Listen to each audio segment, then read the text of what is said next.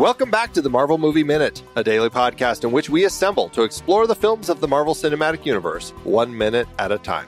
In this, our 6th season, we are looking at the Avengers. I'm Andy Nelson from the Next Reel Film Podcast.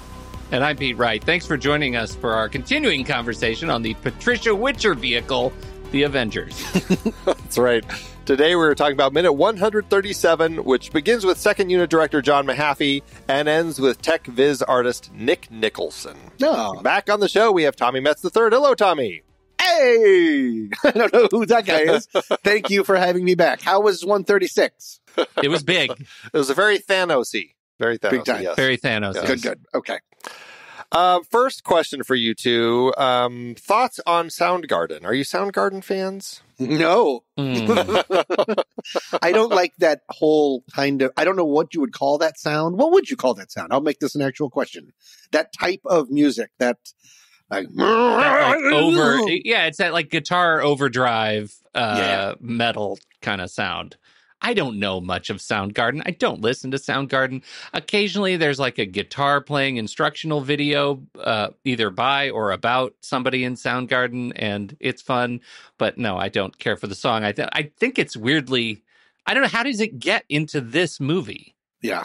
I guess as I was looking at the credits for this and I was rewatching this, I was very much reminded, I guess we haven't ended with that point where random songs still end up in credits just to help sell albums, because this very much feels like we just need to find a group that needs some work. Well, let's get them to write a song that we can throw on and maybe get more people buying the album, because it just... and what's the name of the song? This is called Live to Rise. Ugh. I don't even like the title. Yeah. Sing to dance. Yeah, it's it's not a great song. And actually, this was one of those songs that was released on an album of music that was inspired by the film, as they say, which I don't know. Are they ever really inspired? Like, do people actually go, that movie inspired me to write this song? Like, I don't know. They always sell it that way, but I don't know.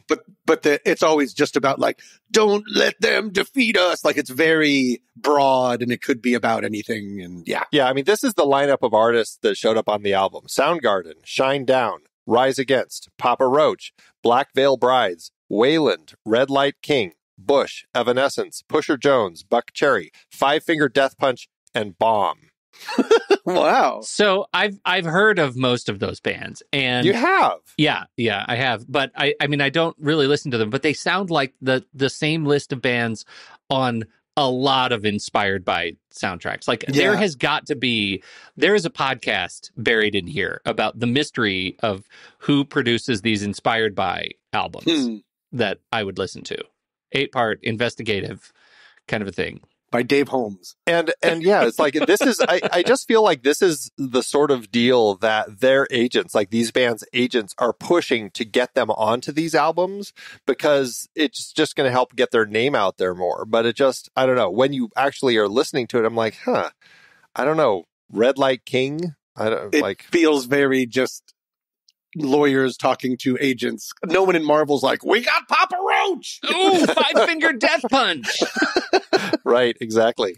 Yeah, it's so strange that they kind of push this stuff out there. But that's what we're listening to for the next few minutes. So kick back and enjoy, everybody. Before we get into the credits, I did want to talk a little bit about credit spacing, because I do think that it's kind of interesting how they decide how much space to leave between names. Are either of you familiar with this? As far as like, if certain people, like a first assistant director, will get like its own, almost like its own screen. Yeah, right. Exactly. No, I just wanted to redefine the question. I don't know how that's done, but I'm sure it's incredibly legally binding. So who decides it? An attorney somewhere? Is that what we're saying? I'm not exactly sure who actually does the deciding of that. I don't know if it's agents. I don't know if it's based on your role. You'll get your own screen, and they come up with that kind of as they're putting together contracts for people. But there are certain roles where, they get an entire screen to themselves. And when it's a scroll, that's how you'll know, because they'll, as it's scrolling by, as soon as their name hits the middle, technically that fills the screen, and then as it kind of continues going, the next name pops up underneath, and then that name will end up potentially getting its own screen. But you can always tell, because if you do a freeze frame of it, as long as it's on the screen all by itself, then that's kind of the the thing. So John Mahaffie gets kind of a screen because he's first.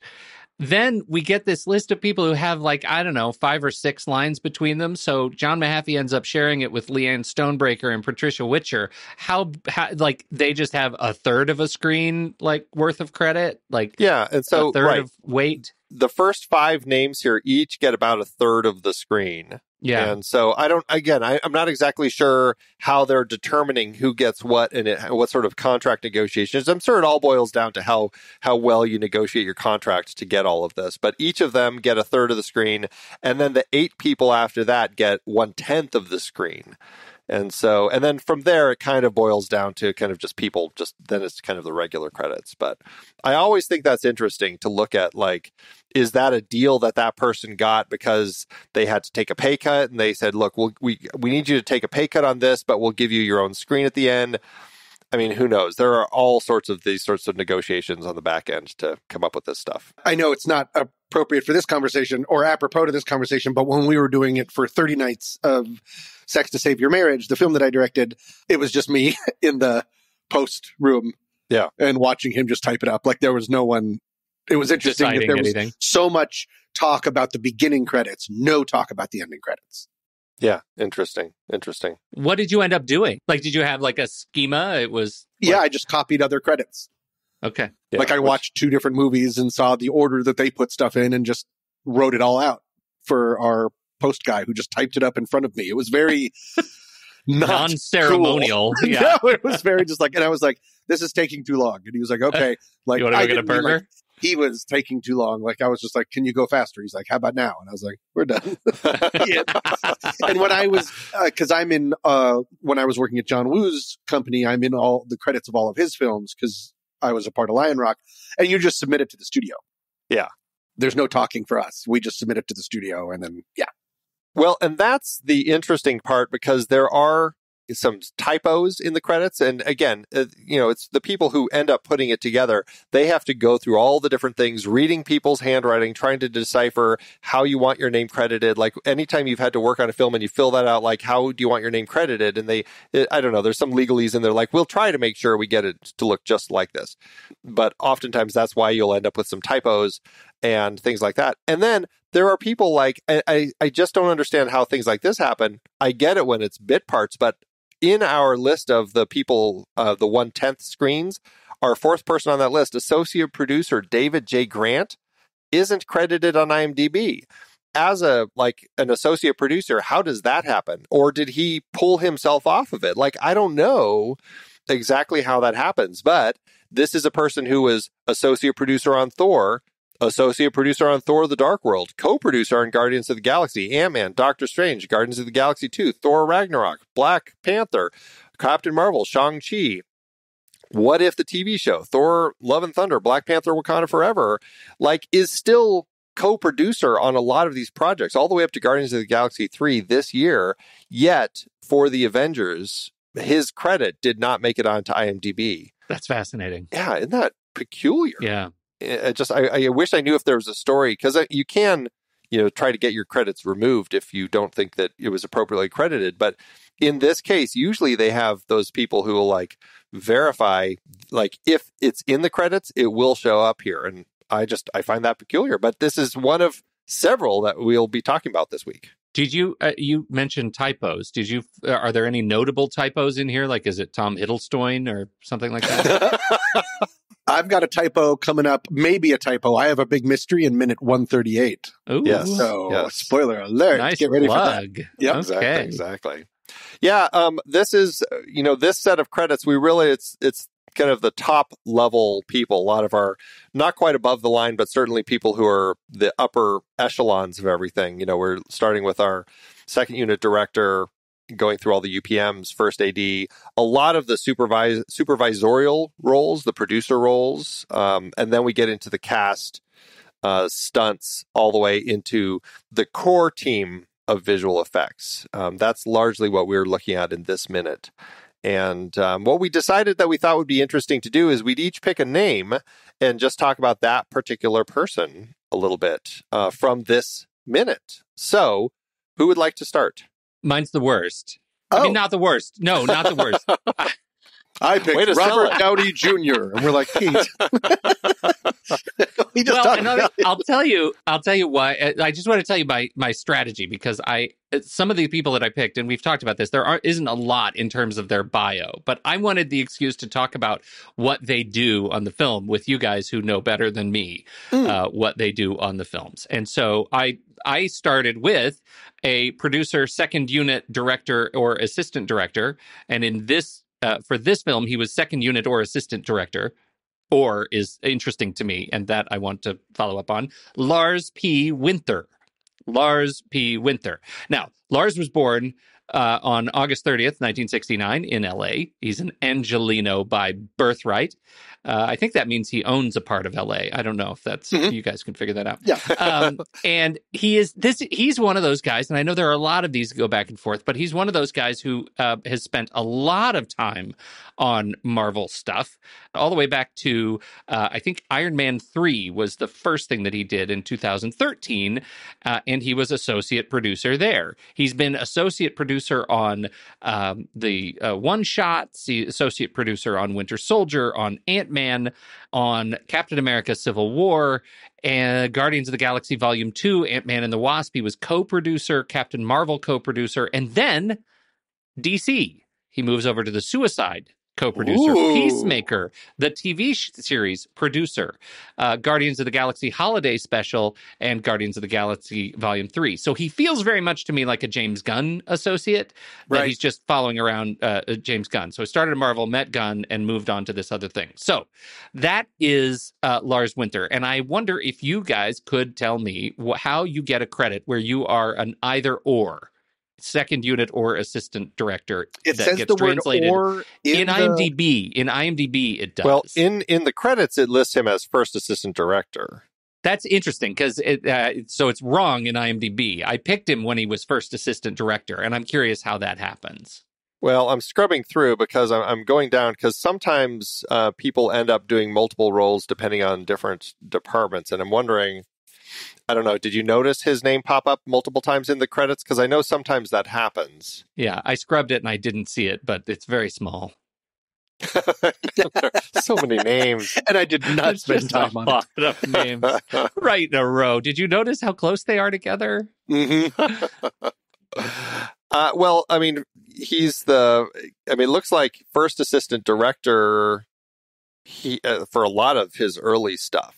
So how do you determine? So a first assistant director, right, is my understanding is a first AD is the director's right hand, right? And they handle everything from shooting schedule and coordinating all the departments and making sure the set is running efficiently and they kind of run the set. Is that a fair assessment? Yeah, they're kind of the barrier between the director and everybody else. Okay. In effect. And they run all of the logistics, so the director is supposed to be able to concentrate on creativity. Okay. They're generally the person who will make sure everything is set for like getting the shot ready to go, the keeping on schedule. And then as soon as the shot's ready, like they will make sure everything's ready so that the director can call action. And I have heard second AD, that would be the first AD, but for the first AD. So the first AD's first AD is the second AD. Yes. Well, they all have separate roles, though. So the second AD is largely going to be building the schedule for the director every day and running it back and forth, making sure they've got everything in the place where it needs to be and getting approval from the first AD to make sure that they can, for the next day, get everything out. So everybody knows what they need to be doing the next day. Is it fair to assume that the assistant directors do more administrative work than any actually directing of actors? Is there a directing of actors involved with any of these roles? Background. Yeah. Okay. Right. Extras. And it's not directing like, I need to see more emotion here. It's not like directing like that. But on this mark, you have to go from there to there. And then you'll cross this way and you'll cross this way. It's like crowd control. Yeah, they're one of the hardest leaps they say, I mean, it's just sort of like a cliche, but the hardest leaps in Hollywood is to go from first assistant director to director. That even though they're so close in title and stuff, that it's nearly impossible. Because it's such a dramatically different job, practically. It is. It really is. Like the assistant director's jobs, it's so technical and logistic related that I think it really is kind of like a directing job that has no creativity involved to a certain extent. And so they just have to make sure everything happens so that the director can kind of pull the creativity out of it. Which is why it's so interesting to me that so many of these titles go from first AD, second AD to co-producer, associate producer, producer. Well, that makes more sense to me. Like an AD has much more of that mindset in the world of producing than directing. So in a way, I can understand that leap better than the assistant director becoming a director. Well, that is certainly the direction that Lars Winter took, and is involved in a lot of projects that I certainly really enjoy and have a lot of fun with. And so, good taste, Lars P. Winter. I really respect that position.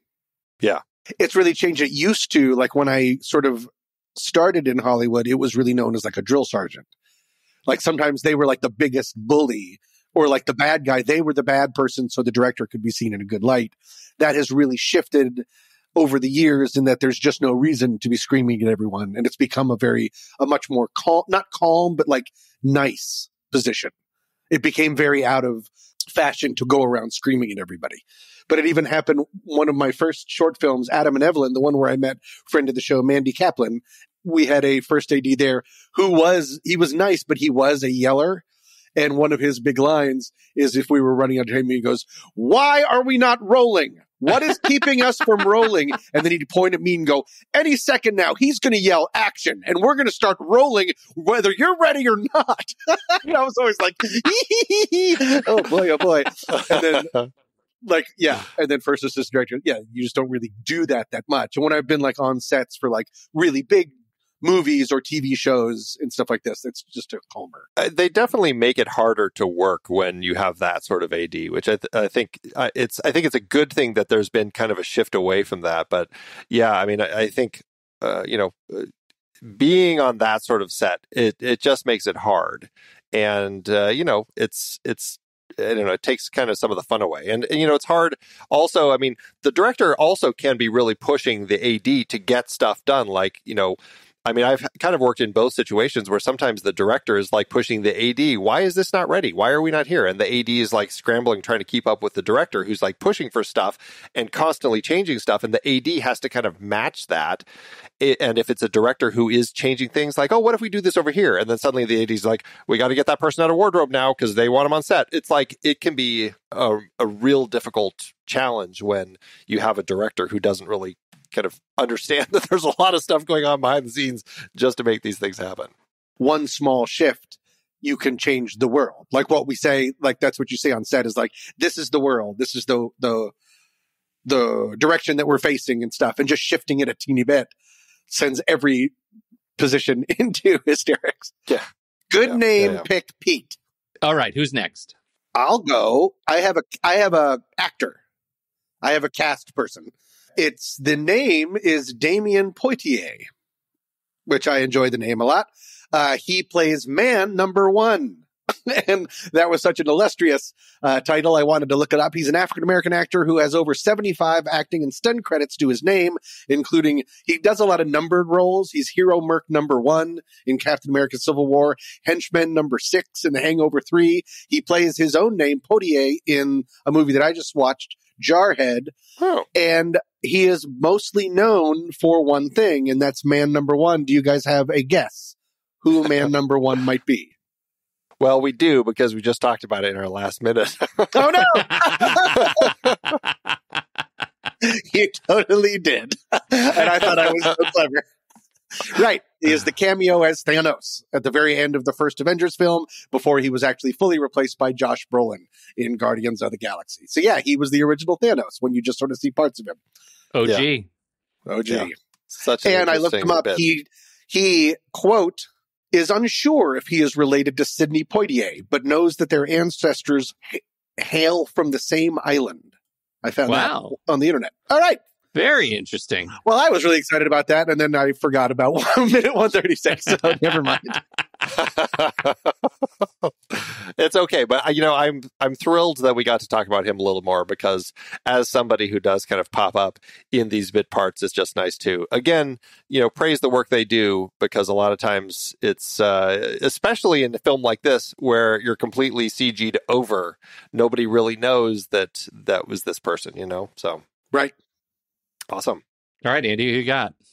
All right. For me, I ended up, fairly high on the list early in the minutes. So one of our big names is the ILM visual effects supervisor, Jeff White. And, as, this kind of world of these big effects movies, I wanted to look at, somebody fairly prominent, and Jeff White certainly fits the bill there. Jeff White has been nominated for 2 Oscars, in fact, for Kong Skull Island for visual effects, and this film for best visual effects, and actually won a technical achievement award. And this is part of the reason that I wanted to talk about him, because he, along with several other people at ILM, developed a program called Block Party, which is designed specifically for procedural rigging for characters in the world of computer generation, which I was like, what does all of this mean? Because I really didn't have any understanding as to what it was talking about. But Block Party, it's kind of like that. But what it does, it's the character technical directors would end up using this as they're working on creatures. And what it does is it's this rigging system that actually they use to help move the characters. So they kind of incorporate how it's going to move their body and everything. So every character would end up kind of having its own unique body. As I found on this website, Block Party streamlines the rigging process through a comprehensive connection framework, a novel graphical user interface, and volumetric rig transfer, which has enabled ILM to build richly detailed and unique creatures while greatly improving artistic productivity. So it's just really helped bring anything that's CG generated, these different characters, helps bring them to life. Huh. That's interesting. I'm still having trouble understanding what it does.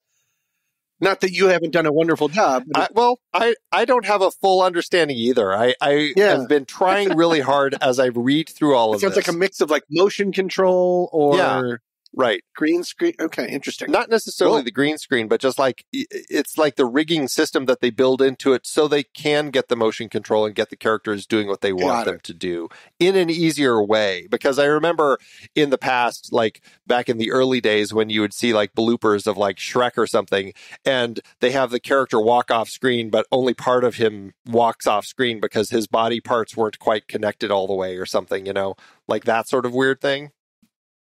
I think a lot of it has to do with that. So, but yeah, Jeff White has been at ILM since 2002, started as a creature technical director doing this sort of work, and has worked on films like Pirates of the Caribbean, Dead Man's Chest, Lemony Snicket, Series of Unfortunate Events, War of the Worlds, Revenge of the Sith, and got into the Transformers films, and then has also done a lot of these the Marvel films.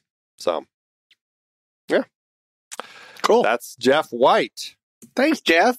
Yeah. So, impressive roster of people for this minute. But I mean, there's a lot of names this minute. We're not going to talk about all of them, just those 3. Any last notes about this set of credits from either of you? It turns out I am a fan of Soundgarden now. I've been listening to it the entire time, and it's a banger. Well, good. I can't wait till you listen to the rest of the album and fill us in. Yeah. Yes, especially the entire Inspired By album, too. That's going to be important. All right. Well, that's it for today. We'll be back tomorrow to talk with Tommy about minute 138. Tommy, thank you so much again for joining us. Thank you. And Pete, thanks as always. Oh, tomorrow, celebrating more multi-column layouts. Until next time, true believers.